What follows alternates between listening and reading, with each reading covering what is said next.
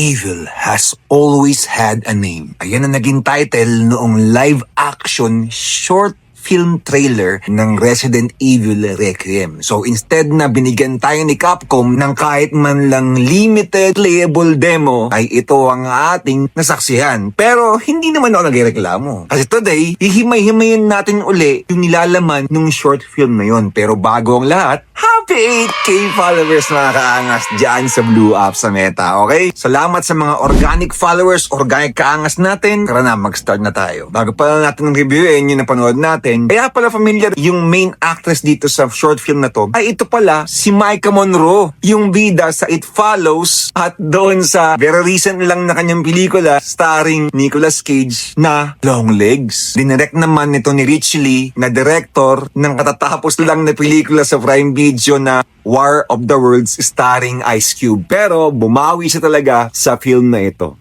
Alright, sa unang scene pa lang na nakita natin, kung hindi ka nakikinig, akala mo kasi ang sasalita si Grace, pero later on marirealize natin na hindi. Merong batang nagtatago sa nanay niya at yung nanay nga na nagbukas ng cabinet ay walang iba kundi si Maika Monroe. Later on, naglalaro sila, pinakita ang bonding ng mag-ina. Kinda reminiscent of Alisa and Grace back in the day. So habang natakbo yung story, biglang pumasok sa isip ko yung napanood ko noong trailer ng Dead Island Part 1 sa PS3. Nakakaiyak din talaga yun. Moving forward, nakita natin na yung mag-ina ay masaya, nagbe-bake, tapos meron silang isang eksena na parang footage ng VHS dated August 30 and I assume na ito ay 1998. At 9 o'clock AM, meron ding doong September 5, 1998 at 2 PM. So, chronologically correct itong film na ito. Dahil kung babalikan natin, nasa mid-September na nang pumutok yung outbreak sa buong Raccoon City. Kaya talagang totoo rito yung sinasabi nilang living in a borrowed time. So ayun, it's all fun and games. Patuloy yung kanilang pagsasaya, mga happy moments nilang mag-ina. In a few seconds, bigla siya nagsabi sa video. Then, it started. First the sirens, then the emergency broadcast. Boom! Eto na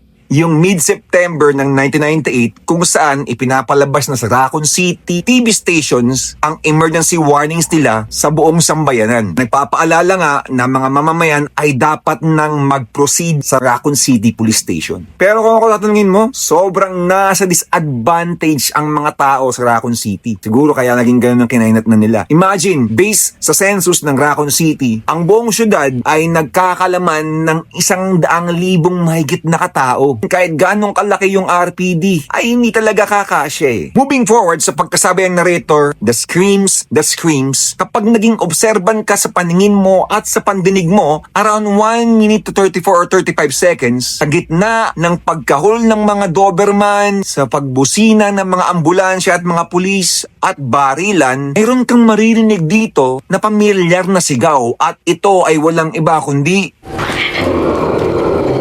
so habang natakbo sa kalsada yung nanay at yung anak niya, nakita natin na nakikipagsapalaran din sila, nakipaggabulan sila sa mga zombies at kamuntik na nga rin yung nanay dahil doon sa manikang naiwan ng anak, buti na lang nakuha nila without having anything serious na nangyari sa pangangatawan nila. Then mapapansin natin gumamit din dito yung nanay ng melee weapons. I fully remembered Resident Evil 7 Biohazard dito sa eksena na to. Hindi ko alam kung bakit. Pumasok din pati yung The Walking Dead na series mismo sa AMC at yung game ng Telltale series. Siguro dahil yan sa dami ng mga nilalaro kong mga horror games the past years. Then, nung sinabi ng narrator na we hid, kung ipopost mo or i-slow mo yung video, makikita mo na nagtatago yung magnanay sa isang pader at ang kanilang pinagtataguan na ay gumagapang sa kisame na meron pang kasamang hising na nagmumula yata sa isang halimaw na mahaba ang dila. Para na-gets niya kung sino yung sinatukoy ko, no? Pagkasabi ng narrator na, but still, they came, nag-assume na tayo na hindi naging maganda ang ending ng adventure nilang magnanay. Fast forward to modern day Raccoon City, kitang-kita natin ngayon na parang naabo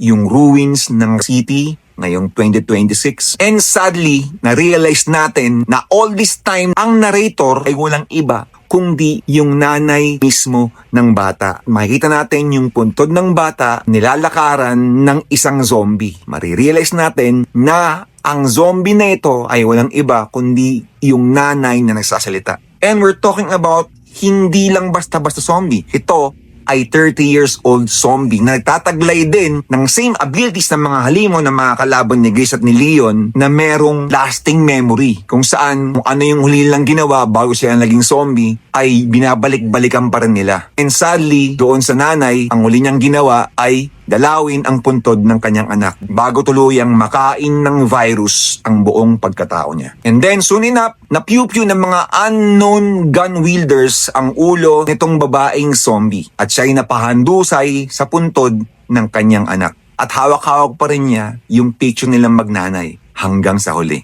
Somehow, alam nyo, naalala ko rito yung isang episode sa The Walking Dead Season 1 kung saan meron ding tinuluyan itong si Rick Grimes na zombie na may palayaw na bicycle girl. Pero ang tunay niyang pangalan ay Hannah kung saan siya rin ay isang napakabait na nanay sa kanyang mga anak na hindi rin pinalad at nakain siya ng mga zombie. Sa huli, maaawa ka lang din sa itsura niya bago siya tinuluyan ni Rick Grimes. Bago matapos ang video at bago ipakita yung evil always has had a name, may marinig kang nag-uusap sa background na may mga sinasabing that's the last of them. Facility secured. At ang sabi ng babae, copy that. Raccoon City is ours. Sino sila at anong kinalaman nila sa story na ito ay hindi pa natin malalaman sa ngayon. Pero ilang araw na lang, malalaman natin kung ito ba ay associated doon mismo sa main game itself. All in all mga tropa, I would rate this short film ng Resident Evil Requiem a 9 out of 10 stars. Wipe out niya lahat ng mga live action movies to date at kailangang patunayan ni Director Zack Cregger ang kanyang skills para tapatan niya ang very short film na ito ni Rich Lee. Dito lang talaga natin mapapatunayan na hindi porke hindi ginamit yung mga mainstream legacy characters ng Resident Evil lore, hindi na magugustuhan ng mga viewers ang isang live action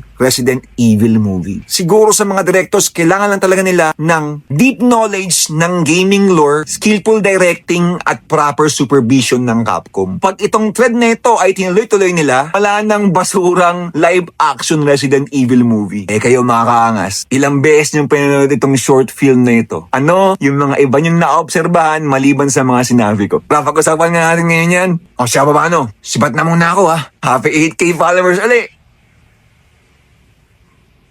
Yes.